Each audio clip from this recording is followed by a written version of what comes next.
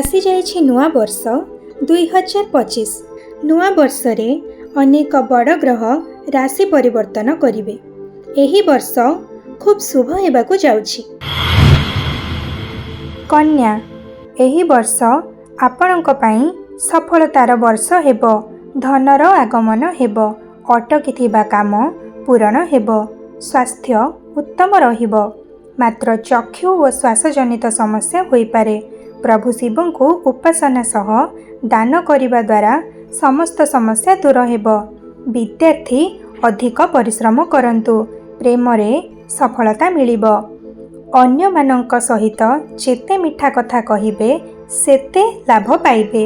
मार्च रु डिसेम्बर मास मध्यरे बेपार उद्योग रे अधिक सफलता और लाभ पाई अधिक मनोयोग रे सबु काम करिबे।